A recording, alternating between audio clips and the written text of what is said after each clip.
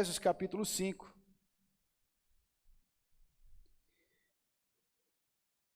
E nós leremos hoje dos versículos 15 até 21. Efésios capítulo 5, dos versículos 15 até 21. Querendo Deus, nós caminharemos ainda mais nessa carta. Nós temos sido agraciados por Deus, edificados, abençoados, instruídos, desde o primeiro versículo do primeiro capítulo e prosseguimos. Vamos continuar querendo o Senhor. Irmãos, leremos o texto, ou leiamos o texto de Efésios capítulo 5, dos versículos 15 até 21. Acharam, gente?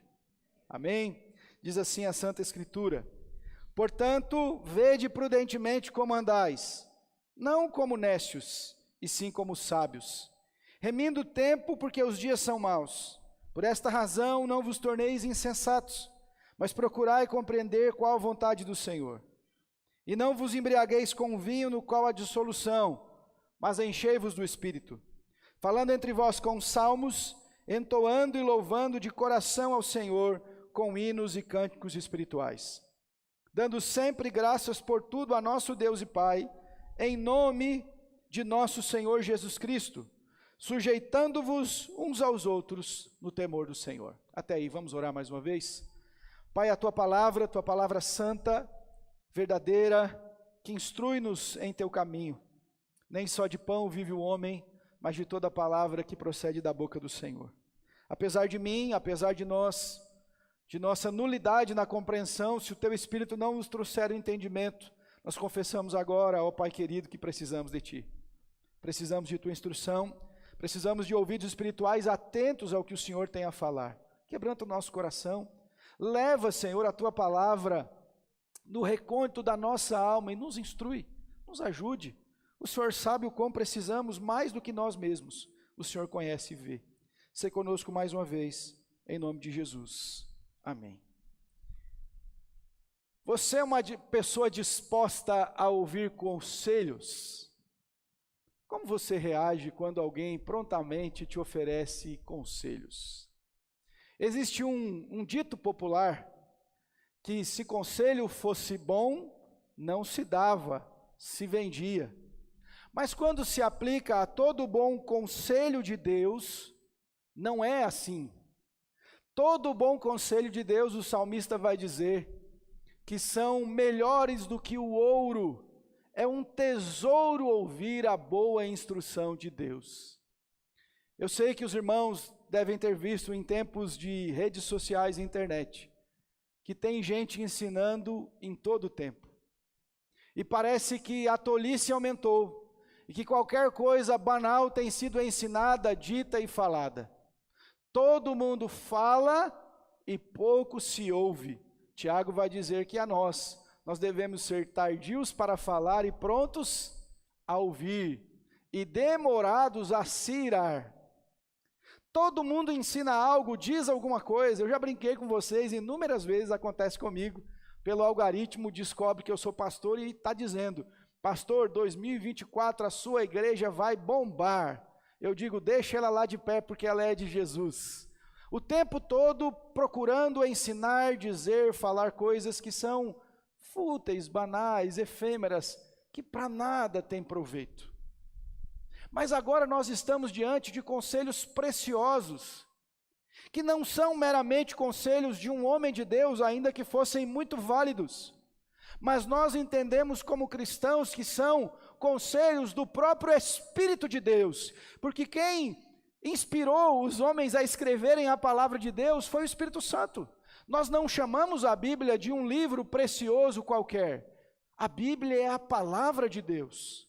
E eu sei que a palavra conselho de Deus pode não soar tão fortemente como deveria, mas nós não estamos aqui apenas diante de instruções de Deus, mas de uma verdade absoluta, inabalável, que nos propõe colocar no caminho do Senhor.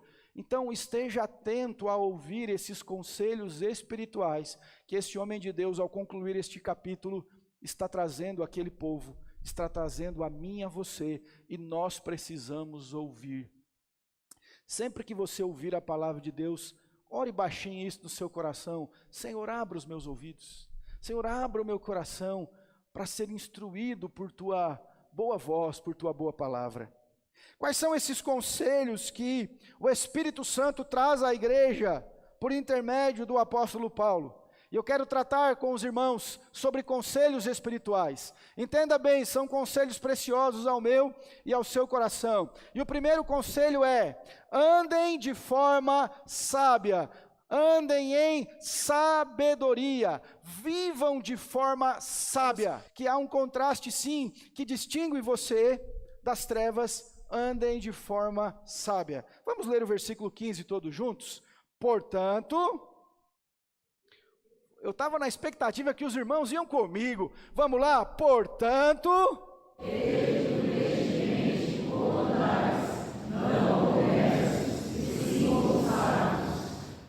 viva em sabedoria. Essa expressão nécio é como se fosse o antônimo de sabedoria. Louco, tolo. A Bíblia diz, por exemplo, que as 10 virgens que aguardavam o noivo, haviam virgens prudentes, que eram 5, mas haviam outras 5 que não tinham azeite na sua lamparina. E do que a Bíblia chama elas? Nécias. Estão aguardando o noivo sem estarem preparadas para tal. O salmista também vai dizer que diz o louco, nécio no seu coração, não a Deus. Mas agora vem um conselho para mim e para a sua vida. Em tempos turbulentos, de tantos maus conselhos, o Senhor está dizendo: procure, deseje, anseie no seu coração por viver uma vida de sabedoria. Andar em sabedoria, meus irmãos, é andar ao modo de Deus. E você bem sabe disso, que tem um provérbio que nos diz que o temor ao Senhor é o princípio da sabedoria. Se nós queremos temer o Senhor, se nós desejamos temer o Senhor, nós andaremos em uma vida sábia. Vede prudentemente, preste atenção como você está andando. Sabedoria é andar do modo de Deus em um mundo caído. Esta expressão aqui, irmãos, no original, é oriunda de uma ideia de alguém que caminha entre espinhos. Então ele está dizendo: no mundo de trevas, em dias maus, vede prudentemente a forma que você caminha, que você transita, que você circula, que você anda. Ande em sabedoria. E a Bíblia diz para nós o seguinte: você pode estar pensando agora, pastor, mas de onde que eu encontro sabedoria? Minha vida muitas vezes tem sido de equívocos e tolices. Eu preciso de sabedoria. Meu amigo, deixa eu te trazer um consolo, todos nós precisamos. E Tiago vai dizer que se nós não temos sabedoria, nós devemos pedi-la ao Senhor. Tiago 3, dá para pôr aqui, Gabi? Tiago 3:13, nós vamos ler juntos aqui, a partir do versículo 13. Andem de forma sábia. Se você quiser abrir na sua Bíblia, você pode abrir lá. Tiago capítulo 3, versículo 13. Quem dentre vós é sábio e inteligente? Mostre em mansidão de sabedoria, mediante condigno proceder às suas obras. Uma vida em sabedoria é identificada pelos elementos, pelas evidências da sua maneira e do seu proceder. Olha o que o texto diz mais para nós, irmãos, versículo 14. Eu tenho aqui: se pelo contrário tendes em vosso coração inveja amargurada e sentimento faccioso, não vos glorieis disso, nem mintais contra a verdade. Se alguém está vivendo uma vida carnal, não é uma vida sábia, é uma vida nécia. Se alguém está andando segundo o seu próprio coração, a inclinação da sua carne, os seus desejos, as suas volições, a Bíblia está dizendo: ei, preste atenção, você não está vivendo em sabedoria. E o texto continua ainda, versículo 15: esta não é, vamos juntos, esta não é.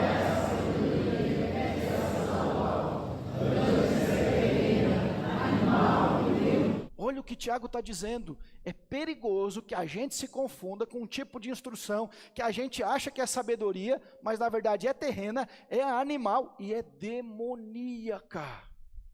Está contrastando com a verdadeira sabedoria que vem de Deus. Ainda dá para a gente ir um pouco mais? Por favor, Gabi, pode passar. Pois onde há inveja, sentimento faccioso, e aí a confusão e toda espécie de coisas ruins, pode ir passando, filha, até o 18. A sabedoria, porém, lá do alto, vamos ler juntos esse aqui que é interessante. A sabedoria é primeiramente pura, depois pacífica, indulgente, tratável, plena de misericórdia e de bons frutos, imparcial, sem fingimento. Pegou aí o que é andar em sabedoria? Percebeu? Que há um paralelo entre o que Paulo fala aos Gálatas: andemos no Espírito, e nós não vamos satisfazer a vontade da carne. Porque as obras da carne é tudo aquilo que Deus abomina, mas os frutos, ou o fruto do Espírito, desculpe, é singular, é o amor, paz, bondade, longanimidade, temperança. Essa é uma vida em sabedoria. Se você vive batendo cabeça sem entender aonde Deus tem te chamado, irmão, é hora de pensar em viver a sabedoria de Deus. Quantas vezes, irmãos, nós nos angustiamos porque nós recusamos a sabedoria do Senhor? Nós estamos buscando, ansiando outras coisas, em detrimento de tudo aquilo que Deus já revelou. Alguém já escreveu, irmãos, que um cristão com a sua Bíblia aberta enxerga mais, vou melhorar, um cristão de joelhos com a sua Bíblia aberta enxerga mais do que um cientista na ponta dos pés. Um cristão de joelhos com a sua Bíblia aberta tem uma perspectiva muito mais distante do que um sábio segundo o mundo elevadíssimo, porque você tem todo o bom conselho de Deus, toda a boa instrução, toda a sabedoria que procede do Senhor para a sua vida, irmãos. Uma fonte inesgotável de sabedoria. Jesus vai dizer para os religiosos da sua época: errais, porque vocês não conhecem as Escrituras e nem o poder de Deus. Ele diz: vocês examinam as Escrituras, porque julgam ter dela vem a vida eterna, e são elas mesmas que testificam de mim. Então, se o Senhor está parafraseando, inclusive, um texto de Oséias, o povo erra por falta de conhecimento, por falta de sabedoria. Quantas decisões teríamos tomado de forma mais consciente, se nós tivéssemos o critério da palavra de Deus? Buscar no Senhor a sabedoria, a instrução. Irmão, decida andar uma vida sábia, decida viver uma vida em Deus, obediente. Amém, gente? E o segundo conselho, veja comigo lá, versículo 16, vamos juntos? Remindo. Vamos de novo? Remindo. O segundo conselho, quando você lê na tradução da NVI, por exemplo, que é uma tradução de contexto mais atual, ele fala assim: aproveitem todas as oportunidades. Vejam, a vida em sabedoria, que compreende, é uma vida que cuida, que gerencia, que rege o tempo e as oportunidades que Deus deu. Saiu aí, Gabi? Ponto 2, filha, por favor. Remindo o tempo. Aproveite as oportunidades. Segundo conselho espiritual, aproveite as oportunidades. Você quer saber se uma pessoa é comprometida com Deus? Pergunte como ela investe o seu tempo. Se você quer saber se alguém anda com Deus de fato, de verdade, tem intimidade com Ele, é amigo do Senhor, não religioso meramente, amigo de Deus, pergunte a ela como ela gasta, como ela investe o tempo dela. Olha só, irmãos, o escritor bíblico já está dizendo que nós precisamos ter sabedoria para cuidar do nosso tempo, para cuidar da nossa vida, para aproveitar as oportunidades. O tempo é voraz, irmãos, sim ou não? No estalar de dedos nós passamos. Não é à toa que o salmista vai dizer para nós que o homem é como uma neblina, uma erva do campo. Você olha aquela florzinha bonita, se der um calor escaldante como nós vivemos esses últimos dias, ou uma chuva forte como aconteceu hoje, é muito possível que essa flor vá embora. A nossa vida é assim. Nós temos que viver para a glória de Deus. Nada se compara, irmãos, talvez na sua longevidade queira Deus que você alcance, a gente alcance junto, aos 100 anos, já ascendente, com pouca visão, conversando sobre as coisas de Deus. Mas se Ele não permitir, os seus 80 ou 90 anos de longevidade, nada se compara à eternidade. Nada se compara. Nós precisamos fazer conta. Jovens, eu ouvia muito isso dos anciãos da minha igreja. Menino, o tempo passa. Cheguei aqui, irmãos, há 10 anos atrás, aproximadamente. Menos peso e mais cabelo. O tempo passa, é voraz. E o que o texto está dizendo? Salmista, Salmo 90, ensina a contar os nossos dias para que alcancemos, primeiro ponto, corações sábios. Como que você tem remido o seu tempo? Eu destaquei algumas coisas aqui importantes. Cuidado com os ladrões de tempo. Muitos de nós têm sido acometidos por ladrões de tempo, que nos roubam um tempo precioso que deveria ser investido em Deus, na nossa família, em coisas edificantes. Abra o confessionário. Quem de nós aqui não jogou na lata de lixo essa semana um tempo, irmãos queridos, em coisas banais de rede social? Fulano de tal comprou um novo carro que você nunca vai poder ter. A atriz fulano de tal fez mais uma cirurgia estética. E nós estamos lá gastando o nosso tempo. Na hora de ler a Bíblia, irmãos, bate um sono. Mas, gente, uma preguiça que vem. Mas a gente gasta tempo com tolice. Quantas vezes, pais, os seus filhos querem um diálogo com você, uma conversa, falar de qualquer coisa. Mas para investir o seu tempo neles, e você não pode, mas passa horas, passando, vendo vídeos, coisas banais, inúteis. Um macaco andando de bicicleta e você está vendo lá, ai que legal. Passou, irmãos. Ladrões de tempo nos roubam saúde, equilíbrio e, sobretudo, vitalidade espiritual. Quantos de nós poderia dizer que consegue ficar mais de uma hora, por uma hora, sem checar o celular? Ficar mais de uma hora com o celular do lado, sem olhar para ele. Quanto que nesse último ano, que já está acabando, irmãos, nós desperdiçamos com coisas banais, inúteis. Quantas horas você gastou nesse último ano, e falo ao meu coração, quando escrevia isso, quantas horas você gastou nesse último ano com séries e filmes? Deixa eu te dizer, um parênteses, o lazer não é pecado. Mas repare, vamos fazer um balanço, juntando essas horas que nós gastamos com o nosso lazer, filmes, séries, documentários, redes sociais e por aí afora, vamos fazer um balanço? Deixa esse número aqui, e vamos colocar do outro lado, quanto que nós gastamos nesse ano de leitura bíblica, de oração, de tempo com Deus? Lembra que eu falei, o lazer não é pecado. Mas se a balança estiver desequilibrada, se a conta aqui for muito mais do que aqui, concordam comigo que há algo errado na nossa vida espiritual? Tem coisas nos roubando tempo. Irmãos, a nossa geração é uma geração distraída. Os nossos adolescentes, irmãos, foram afetados por dancinhas tolas, enquanto as nações, ou a nação que criou esse aplicativo, não permite que essas coisas banais sejam expostas no seu país. Lá os meninos aprendem matemática, física, entre outras coisas, enquanto nós estamos girando a mão por cima e fazendo dancinha. E o tempo está passando. O nosso tempo é precioso para o jogarmos fora. Aproveitemos as oportunidades. O tempo passa, irmãos.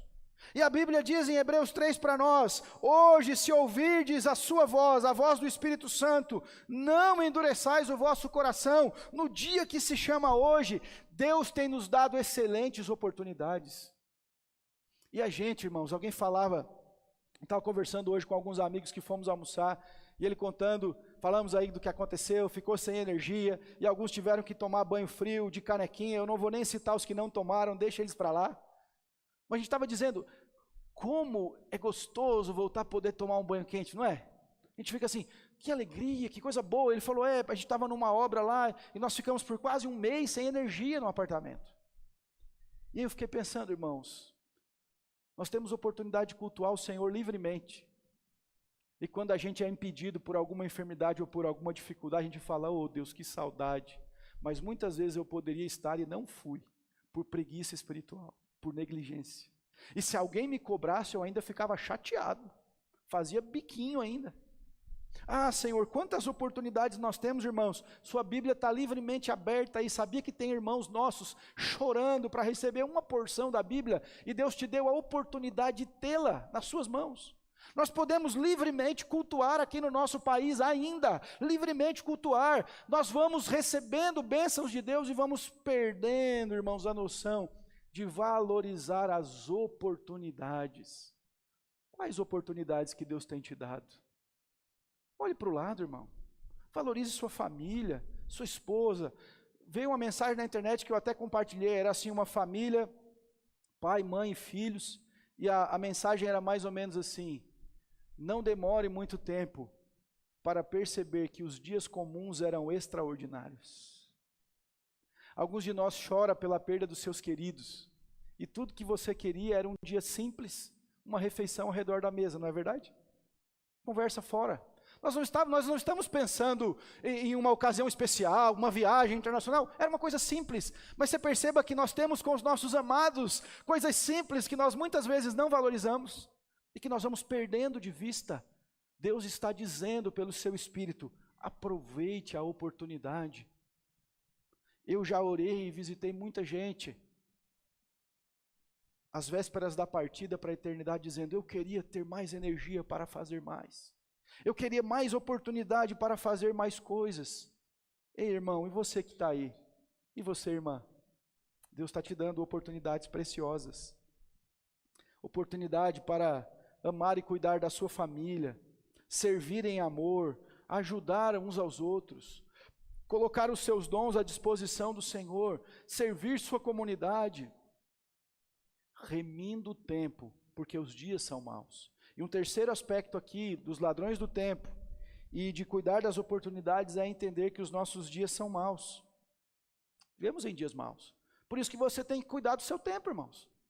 Irmão, você tem que cuidar das oportunidades que Deus te dá, porque nós estamos, ou você tem dúvida que nós estamos vivendo dias maus? Dias sombrios. E nesse mesmo texto, se você está com Efésios capítulo 5 aberto, vá comigo no capítulo 6, versículo 13. Isso aqui vai ser um tema já finalizando a carta. Mas vamos no versículo 13 todos juntos? Portanto,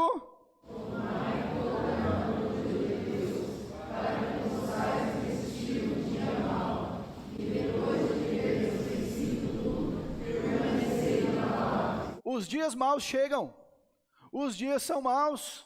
E nesse contraste, nós não andamos em tolice, de forma nécia, nós remimos o nosso tempo, nós aproveitamos as oportunidades, porque o Senhor é bom conosco. Em seguida, irmãos, ele diz no versículo 17, por esta razão, não vos torneis insensatos. É mais ou menos um sinônimo do que ele está dizendo, de nécio e insensato é a mesma coisa. Mas procurai compreender qual é a vontade do Senhor. Terceiro conselho espiritual: busquem compreender a vontade do Senhor. Vamos juntos ler esse conselho aqui. Terceiro conselho, vamos juntos? Busquem compreender a vontade do Senhor. Este é um conselho precioso às nossas vidas. Deseje saber a vontade de Deus. Aí você está pensando: ah, pastor, tocou naquele assunto, porque eu estava pensando num monte de coisa que eu tenho que decidir e resolver, e que eu não sei a vontade de Deus. E deixa eu te dar uma péssima notícia se você estava pensando assim. Paulo não está falando aqui de uma vontade desconhecida, mística, que a gente não sabe o que vai acontecer. A vontade de Deus já foi revelada a mim e a você. Onde ela está? Na palavra de Deus. Ele não está dizendo para aqueles clientes assim: olha, irmão, você que está pensando em trocar de trabalho, você está pensando em mudar de cidade, busque compreender a vontade do Senhor. Não, a vontade que já foi revelada. Veja que o sentido aqui não é um mistério que eles não sabem, é uma vontade de Deus já conhecida, que eles têm de buscar como crentes entender essa vontade. Muitas vezes nós nos perdemos, irmãos, nessa mística, mas pastor Heber Júnior é que fala isso. Não há um versículo na Bíblia que diga que um crente tem que buscar uma vontade escondida de Deus, mas ele tem que buscar a vontade de Deus já revelada. A Bíblia não ensina isso para nós. O que já está revelado é para nós.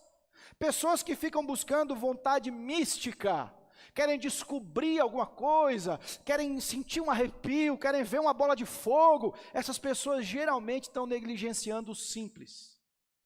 Elas querem descobrir quantos anjos estão aqui na igreja enquanto a gente está cantando, mas elas não querem descobrir como amar mais o seu semelhante ao sair do culto, como se torna uma mãe melhor, um pai melhor, como serve ao Senhor com mais dedicação e interesse. É essa vontade que nós temos que entender e conhecer.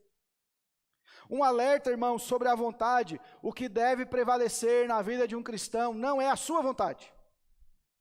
O que deve prevalecer não é a sua vontade. O que deve prevalecer não deve ser, em hipótese alguma, a vontade de outro, a opinião das pessoas, o que os seus amigos pensam. O que deve prevalecer na nossa vida é o que, irmãos? A vontade de Deus. Aquilo que o Senhor já falou. Pedro vai dizer isso, irmãos, e eu falei aqui na semana passada, que os meninos até fizeram um corte. Importa obedecer a Deus do que aos homens. Essa é a vontade de Deus para a nossa vida.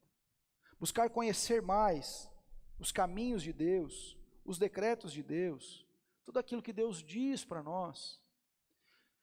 Acho que eu já disse isso na igreja, mas certa vez eu ouvi pastor Paul Washer. Quem conhece pastor Paul Washer? Pode levantar a mão. Deveria conhecer se você não conhece. Mensagens extraordinárias, um homem de Deus. E ele estava dizendo, isso aqui é um bom alerta para nós. Ele foi missionário no Peru, ele é americano, foi missionário lá. E certa vez um pastor mais velho chegou para ele e falou: Paulinho, eu te repreendo. E ele disse: por que o senhor me repreende?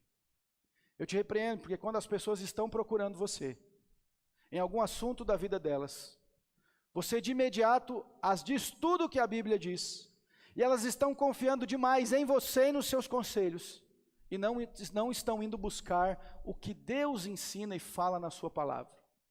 E sabe o que nesta conversa destes dois pastores, eles foram um ao outro ensinando, quando alguém vier falar a você, pedir um conselho, um aconselhamento sobre problemas no trabalho, pergunte àquela pessoa se ela já estudou todo o assunto sobre o que a Bíblia diz. Já esgotou todos os conselhos da Escritura sobre como agir sendo cristão nas adversidades? Quando alguém perguntar para você: eu estou com dificuldade no meu casamento, eu não sei o que fazer, pergunte a um crente sincero: irmão, você tem estudado o que a Bíblia fala sobre casamento? Você tem buscado conhecer e estudar profundamente, ir para os textos bíblicos e saber o que Deus diz a respeito da família e do casamento? Que interessante, não é, irmãos? Nós muitas vezes queremos que alguém nos diga, nos revele, nos fale, e nós mesmos, pelo nosso próprio coração, não estamos buscando compreender a vontade do Senhor. A gente quer algo místico, revelador, o estalar de dedos, uma coisa nova, mas está aqui, as veredas antigas, as verdades eternas estão aqui, que eu e você temos de ansiar por isso. Por último, irmãos, ser discípulo é submeter à vontade de Deus. É o que o Senhor disse. Quem quer vir após mim, começa como? Negue-se a si mesmo, esquece sua vontade. Tome a sua cruz e siga-me. Eu lidero. Eu estou indo à frente, você é um mero seguidor. A sua vontade não prevalece, prevalece a vontade de Deus. Irmãos, uma grande lástima do nosso tempo é que as pessoas, elas querem Deus, mas elas não querem submeter à vontade de Deus. Elas querem o Senhor, elas querem as bênçãos, elas querem estar no ambiente religioso, mas se Deus fala na sua vontade, não, isso a gente não quer. Então eles estão começando a querer moldar Deus como uma massinha de modelar. A gente joga para cá, faz para lá o que nos é conveniente. Mas um verdadeiro servo não busca aqui a sua vontade ser satisfeita. Ei, irmão, você não está aqui para a gente massagear o seu ego, para chamar você de florzinha de Jesus. Se a sua vontade contrariar a vontade de Deus, a gente vai dizer para você, e a mim também, se arrependa. Deixe o seu orgulho, volte-se para Deus, porque o que prevalece é a vontade de Deus. Muitas heresias, irmãos, surgem por quê? Porque as pessoas pegam a Bíblia e elas querem a vontade delas que caiba ali. Eu tenho uma vontade, um desejo, eu quero andar de um modo de vida diferente, então eu quero pegar isso e encaixar na vontade de Deus. Não, a gente como servo diz: Senhor, seja feita a tua vontade. Nós somos o barro e ele é o oleiro. E Paulo vai dizer que nem um barro pode dizer para o oleiro: por que você me fez um vaso assim? Ele é soberano e nós servos. Submetemos a sua vontade. Busque compreender a vontade do Senhor. Irmãos, eu quero só terminar com um parênteses. Eu não estou dizendo que você não tem de orar por coisas específicas na sua vida. Eu acho que todo crente deve orar. Senhor, eu tenho uma decisão para tomar difícil, o que eu faço? Ore. Ore, mas ore mesmo. Mas, sobretudo, de forma comum, no dia a dia, a vontade de Deus está aqui revelada para mim e para você. E nós temos que buscar conhecê-la mais e mais. Tudo aquilo que Deus já nos revelou. Por último, irmãos, versículo 18 até 21. Porque eles estão interligados, você perceberá. Diz assim, um quarto conselho espiritual. E não vos embriagueis com vinho, no qual há dissolução, mas enchei-vos do Espírito. Deixe-me dizer, o apóstolo Paulo já nos disse que nós somos selados pelo Espírito, que nós não devemos entristecer o Espírito de Deus. Está lá no capítulo 4 de Efésios, já preguei esse texto. Mas agora Paulo está falando sobre uma busca que cada um de nós deve ter por ser cheio do Espírito Santo. E esse ser cheio do Espírito Santo é diferente de ser habitado pelo Espírito Santo. Por nossa teologia, pela Bíblia Sagrada, sabemos que todo aquele que tem a Cristo tem o seu Espírito. Quem não é de Jesus, não tem o Espírito Santo. Todo aquele que tem Cristo tem o Espírito Santo. Entretanto, a Bíblia nos ensina a buscar uma plenitude, a sermos cheios do seu Espírito. E aqui, irmãos, a língua dá a ideia de um enchimento constante, contínuo. Não é assim, você tem lá um recipiente, busca enchê-lo de uma vez e acabou. Mas encham-se constantemente com o Espírito Santo. Eu acho curioso que nós presbiterianos às vezes temos certa resistência com esse assunto.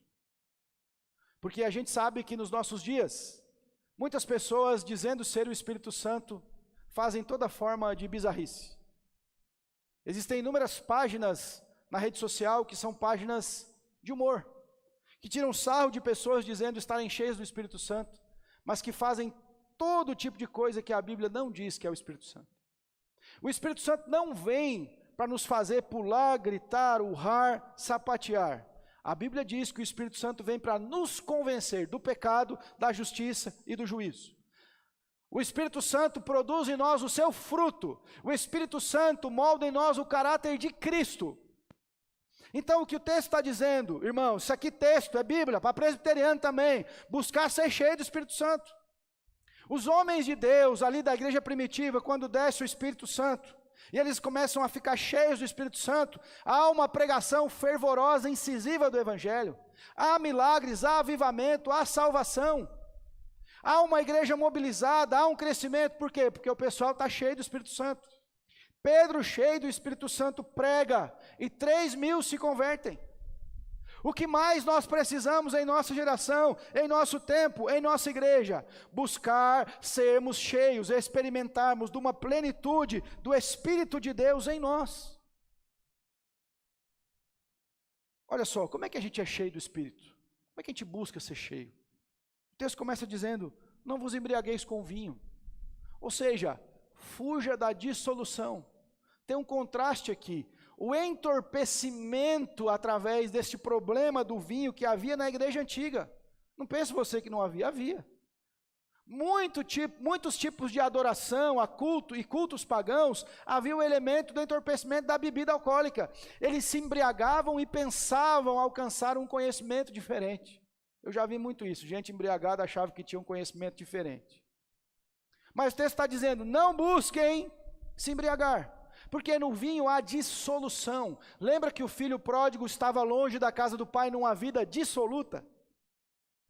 E nós temos que ter cuidado com isso, irmãos. A Bíblia diz para nós, o bispo, o pastor deve ser irrepreensível, não dado ao vinho. Está lá na carta de Paulo a Timóteo. Os diáconos, não dados a muito vinho. 1 Timóteo 3,8. Instem com as mulheres mais idosas igualmente a serem reverentes em seu comportamento, não escravizadas a muito vinho. Por quê? Porque havia este problema no meio da igreja. Talvez o nosso problema atual não seja diretamente o vinho, mas nós estamos nos entorpecendo com tantas coisas. Você que é crente em Jesus, fica o alerta. Muitas famílias são destruídas por drogas lícitas, pelo álcool, pelos vícios.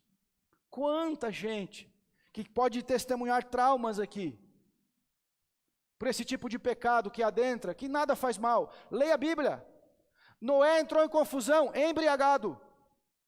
Houveram reis que se embriagaram, problema.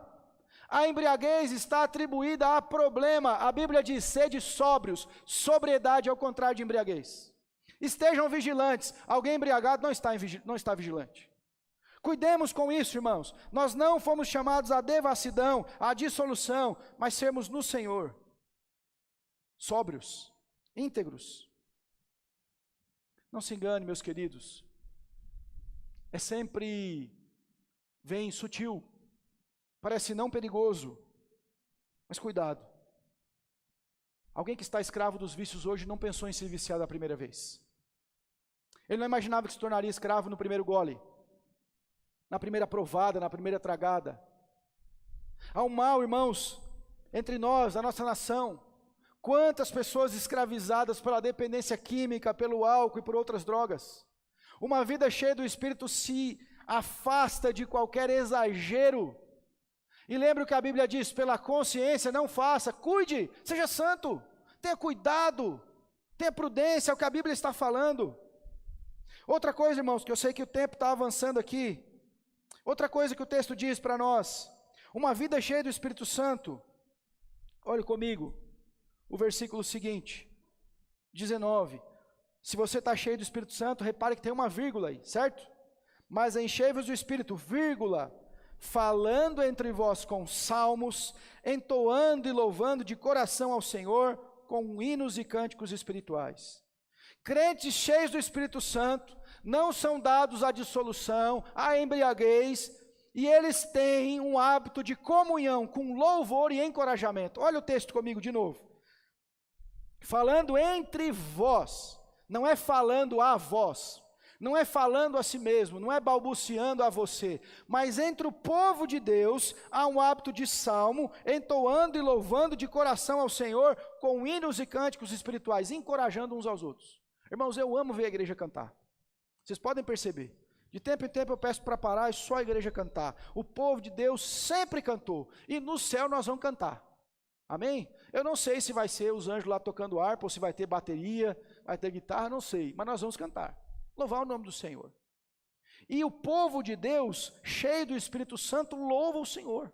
E veja que interessante, irmãos, não louva com lábios tão somente. Olha, louvando de coração, com hinos e cânticos espirituais. Nós precisamos cuidar para que as nossas canções inspirem uns aos outros e demonstrem que nós temos uma vida cheia do Espírito de Deus.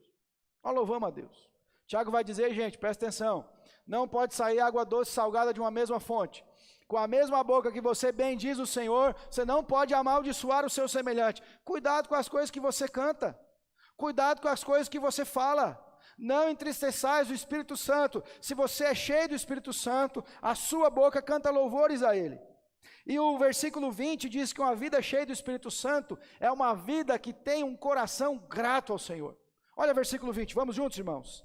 Dando...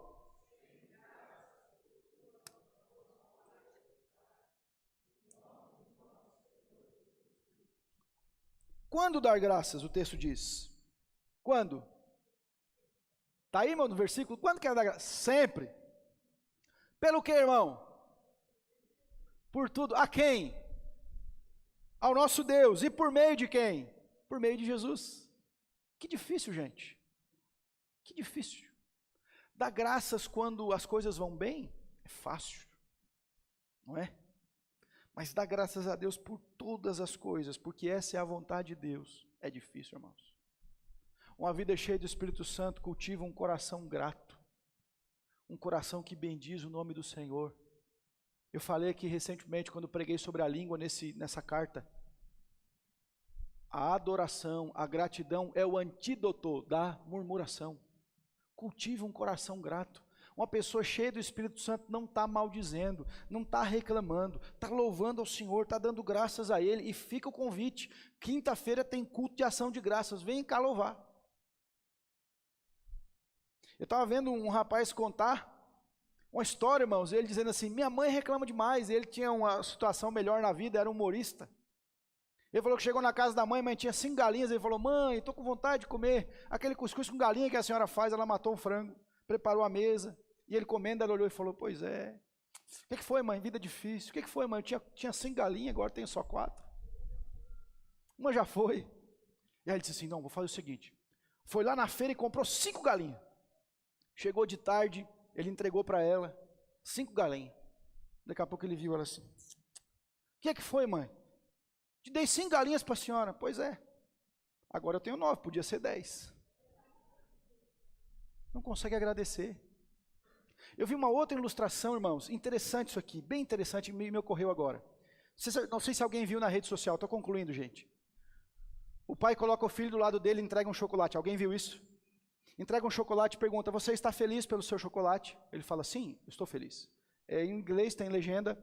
E ele diz assim: agora eu darei 2 chocolates ao seu irmão. Tudo bem por você? Qual o seu sentimento? Você ficaria triste? Ele disse: sim, eu ficaria triste. Aí o pai fala: por que você ficaria triste? Até um segundo atrás você não tinha nenhum chocolate. Agora você tem um.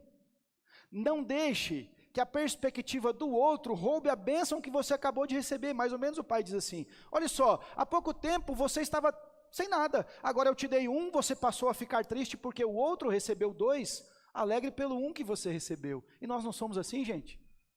Nós precisamos cultivar um coração grato, uma vida cheia do Espírito. Agradece a Deus, porque quanto mais nós estivermos cheios de Deus, mais nós vamos entender que não merecemos nada, gente, nada, absolutamente nada que nós temos de bom.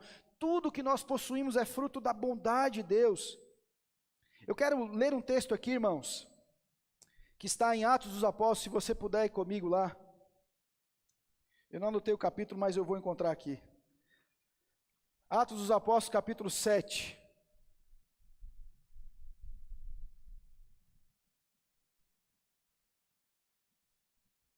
Versículo 55 é a morte de Estevão.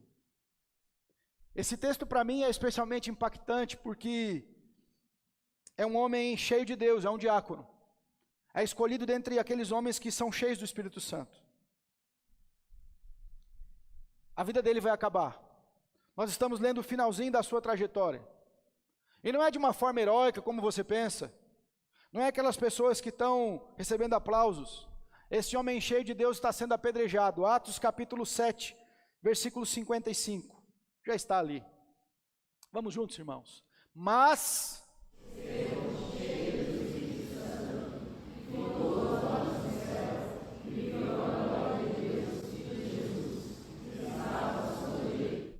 ser cheio do Espírito é contemplar o Senhor. Ser cheio do Espírito é ver o que ninguém está vendo.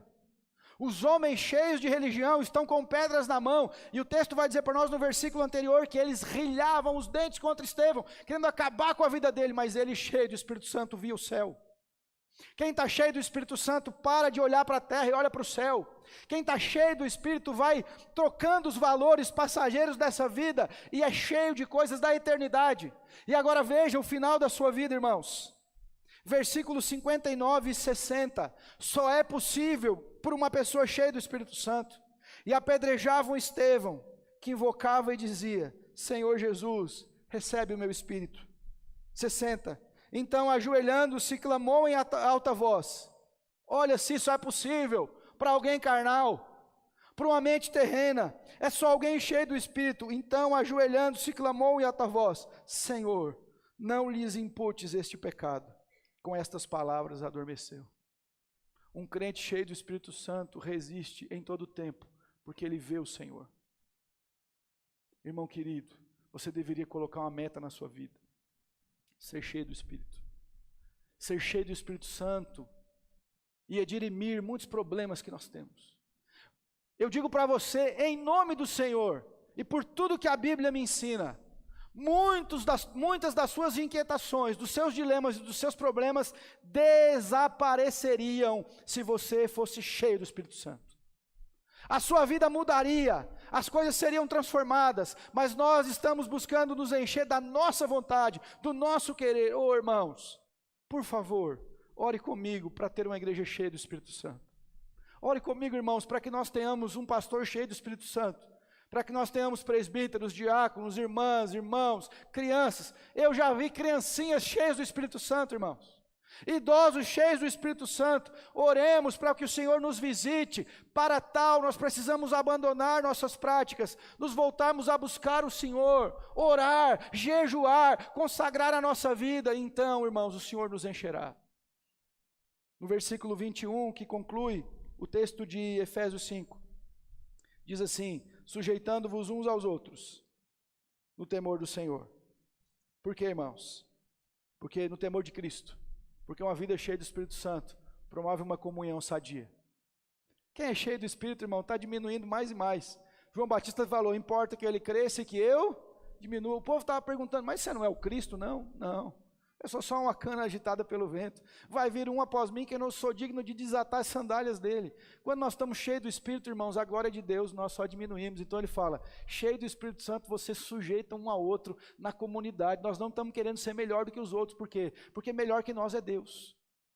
Mas só cheio do Espírito Santo. Quando uma igreja vai deixando de lado a busca pelo Espírito, ela começa a ficar preocupada, quem que é mais importante? Quem que vai ter mais vez? Quem que vai ter mais oportunidade? Para quem que nós vamos dar os louros? Irmãos, a glória é de Deus. Quanto mais cheio do Espírito, mais no chão nós estaremos e mais o Senhor é glorificado. Amém, gente? Vamos buscar uma vida cheia do Espírito Santo. Homem de Deus, faça isso na sua vida, tenha isso como meta. Busque o Senhor, seja cheio do Espírito, busque a Ele. Irmã, busque, Senhor, me encha com Teu Espírito. Me encha, eu quero experimentar, Senhor, aquilo que nunca experimentei. Pastor Hernandes tem uma frase que ele diz assim, irmãos: nada do que Deus não tem para mim, eu quero, nada. Se Deus não tem, longe de mim, mas tudo aquilo que Deus tem para mim, eu quero tudo isso. E muitas vezes nós estamos pegando migalhas e pequenas porções, quando nós poderíamos nos envolver, mergulhar na presença de Deus. Que o Senhor nos encha com o seu Espírito. Amém? Vamos ficar de pé para orar, irmãos? Rogando a Deus a graça, a misericórdia, e que a gente possa caminhar cheio do Espírito Santo, com sabedoria, remindo o nosso tempo, aproveitando as oportunidades, buscando a vontade de Deus. Tem uma canção aí, antiga, que eu acho que boa parte vai conhecer, em Mi maior aí, nós vamos cantar depois da oração, tá bom? Espírito enche a minha vida. Acho que vocês conhecem. Fale com Deus, vamos orar? Pai Santo, nós precisamos de Ti. Nós confessamos, ó Deus, que nós precisamos ser cheios do Teu Espírito. Ó Deus, nós ousamos falar isso, mas o Senhor vê que há muita coisa dentro de nós que precisa ser removida, que precisa ser tirada, que precisa ser lançada fora da nossa alma, do nosso coração. Pai, nós precisamos de uma igreja cheia do Espírito Santo. Pai, nós precisamos de jovens cheios do Espírito Santo, que vão evangelizar a sua geração, que vão proclamar o nome do Senhor, que vão ser o sal no meio da podridão, que vão ser a luz no meio das trevas. Senhor, nós precisamos de casais cheios do Espírito Santo, que evangelizarão a sua vizinhança. Nós precisamos de adolescentes cheios do Teu Espírito. Nós precisamos de líderes cheios do Teu Espírito. Nós precisamos, Deus querido, livra-nos de uma vida carnal, de uma vida religiosa, morta, vazia. Aviva-nos, Senhor, visita-nos, Espírito Santo, venha sobre nós, abençoa a nossa vida e nos faz contemplar o Senhor. Perdoa se não temos vivido em sabedoria como deveríamos. Nos ensina, nos dá fome, anseio pela Tua vontade, mas desejo por conhecê-lo mais e mais. Oh Deus, nos perdoa. Nos perdoa, Senhor, porque a nossa boca deveria ser para louvor. Nos ajuda, nos dá um coração grato. Muitos de nós nessa semana, por inúmeras vezes, reclamou, lamentou, murmurou. Deus, nos ajude, Senhor, nos ajude. Precisamos de Ti.